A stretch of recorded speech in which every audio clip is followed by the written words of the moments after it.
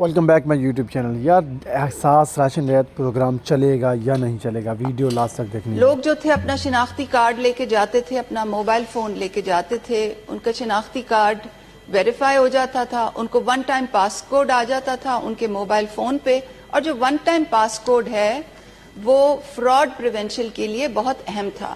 پیچھے اس کے national bank کا سیٹلمنٹ سسٹم تھا, نادرا سے ویریفیکیشن کا سسٹم تھا, اور جو بھی ضرورت مند آتا تھا, جو ایلیجیبل ہوتا تھا, جو حقدار ہوتا تھا, چاہے اس نے 100 روپے کا سامان لینا ہوتا یا 500 روپے سامان لینا ہوتا تھا, اس فیملی کی ایک رعایت کی ایک انٹائٹلمنٹ تھی. جب ہم نے فیڈرل گورنمنٹ میں چلایا تو وہ مہینے کی 1000 روپے تھی, اور جب ہم نے اس کو پنجاب میں دوبارہ سے چلایا تو اس کی مہینے کی فیملی کی, حقدار فیملی کی جو انٹائٹلمنٹ تھی وہ 2000 روپے تھی.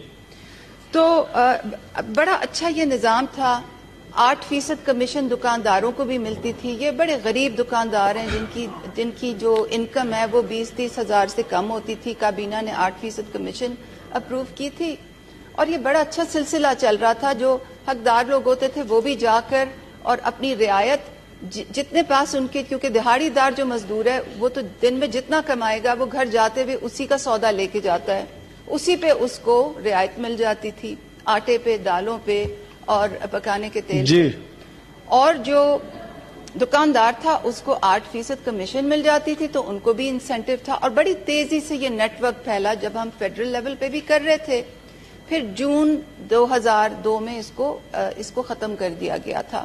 پھر جب موقع ملا تو ہم نے اس کو پنجاب میں چلایا, اور پنجاب میں یہ اس سے بھی زیادہ تیزی سے چلا کیونکہ لوگ اس سے مانوس ہو چکے تھے. اب جو آٹے کی سکیم جو چلی ہے اس میں اور اس میں کیا فرق ہے تھوڑا میں بتانا چاہتی ہوں.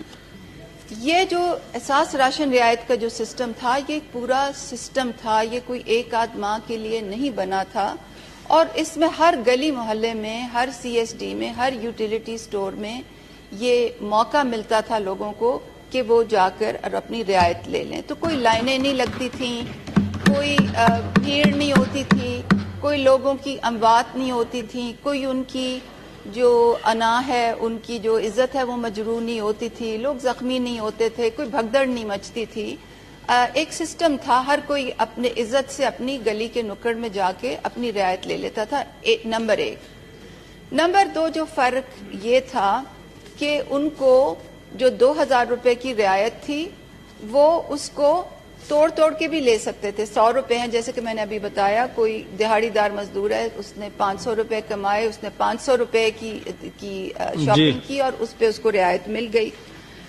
تیسرا جو یہ تھا, کیونکہ یہ سسٹم تھا بڑی اس کو ڈیٹیل سے ہم نے بنایا تھا, اور اس کے فراڈ پریونشن رولز جو تھے وہ بہت مربوط تھے, کیونکہ اس کو ڈیجیٹلی ہم مینج کرتے تھے, ڈیجیٹلی اس میں پرابلمز ہم دیکھتے تھے, تو فراڈ پریونشن رولز اس کے بہت زیادہ مربوط تھے. ٹرانسپورٹیشن کاسٹ اس میں گورنمنٹ کو کوئی نہیں تھی. اس کی اسکیل اپ جو تھا وہ بہت آسان تھا. اس میں لوگ خود بخود انرول کر رہے تھے, لوگ بھی انرول کر رہے تھے, دکاندار بھی انرول کر رہے تھے.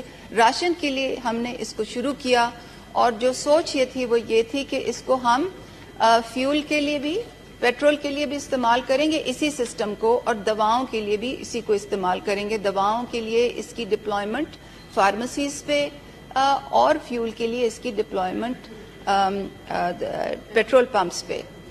تو پہلے اس کو فیڈرل لیول پر بند کیا گیا, پھر اس کو پنجاب میں بند کیا گیا. اور پنجاب میں تو یہ بھی کنسیڈریشن ہے کہ کیا ایک کیئر ٹیکر گورنمنٹ, کیونکہ میں بھی کیئر ٹیکر گورنمنٹ میں رہ چکی ہوں ایز فیڈرل منسٹر 2013 میں, تو قواعد و ضوابط سے کچھ مانوس ہوں. کیا ایک کیئر ٹیکر گورنمنٹ ایک پچھلی گورنمنٹ کا پروگرام بند کر سکتی ہے اور ایک